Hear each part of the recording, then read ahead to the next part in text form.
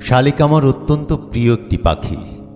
প্রতি বছর বর্ষার প্রথম রাতে তাকে আমি প্রাণ ভরে আদর করি। ভাগাড়ের শকুনটিও আমার প্রিয়। এসব প্রান্তিক ব্যাপার, মূলত এইসব কথা দিয়েই শুরু হতে পারে স্বপ্নের ছায়া লেখা, যার মধ্যে হারানো লাটাই, ঘুড়ি ও একটি কিশোরের ভবিষ্যৎ লিপিবদ্ধ হবে। অনেক কিছুই হতে পারে। হাতের লেখায় জড়িয়ে নেওয়া যেতে পারে ব্রাহ্মী লিপির মুখ, তার চোখে ও ঠোঁটে এঁকে দেয়া যেতে পারে আগামী দিনের বাংলা খাতা। খাতার ভেতরে চাঁদ, জোছনার আলোয় ভেসে যাচ্ছে শ্রমজীবী মানুষের গান। সুর শুনে মনে হচ্ছে আদিবাসী বেদ, তার চোখে মুখে ঈগল শিকারের দাগ। এই গানটিও আমার অত্যন্ত প্রিয়। প্রিয় গানের ভেতর মরমী শিশুর আর্তনাদ। শিশুটি হামাগুড়ি দিয়ে ফিরে যাচ্ছে মায়ের শরীরে। মা খুব অসুস্থ।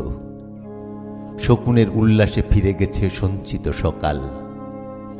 রোদ্দুরের হিংসায় প্রকাশ পাচ্ছে দুপুরের বিষণ্ণতা। এইসব দিন ও দুপুর কিছুই থাকবে না।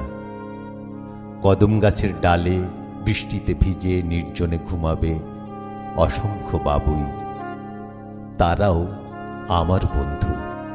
বন্ধুদের জন্য নিয়ে এসেছি লাটাই ও ঘুড়ি। ঘুড়ির লেজে শকুনের পালক। যারা পালক পোড়াতে ভালোবাসে তারা বর্ষার অন্ধকারে চুমু দেয় শকুনের ঠোঁটে। চুমু জলে ভেসে যায় ব্রাহ্মী লিপির ইতিহাস। ব্রাহ্মী লিপির ইতিহাস। একটি পাখি আবুল তাবুল, একটি পাখি ভুল। ভুল পাখিটির পাশে ঘুমায় অনছুয়া তুলতুল। একটি আকাশ ভাঙাচোরা, একটি আকাশ ঈদ। ঠিক আকাশের পাশে ঘুমায় অময় তামজিদ। ভুল পাখিটির নজর খোলা, আকাশ ভরা রোদ। ভুল পাখিটি বুঝতে পারে রোদের প্রতিশোধ। একটি পাখি ঝড়ঝাপটা, একটি পাখি ভুল। ঝড় অসুখে উড়ে বেড়ায় তামজিদ তুলতুল।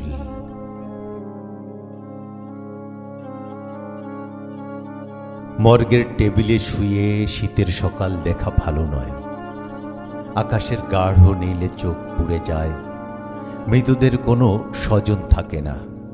শীত সূর্য মৃত্যুকে আদর করে নীল কোলাহলে।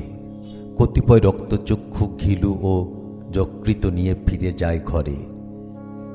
তারা সব শ্মশানের ভূত। প্রত্ন রোদে গা শুকায় প্রতিবেশী জল।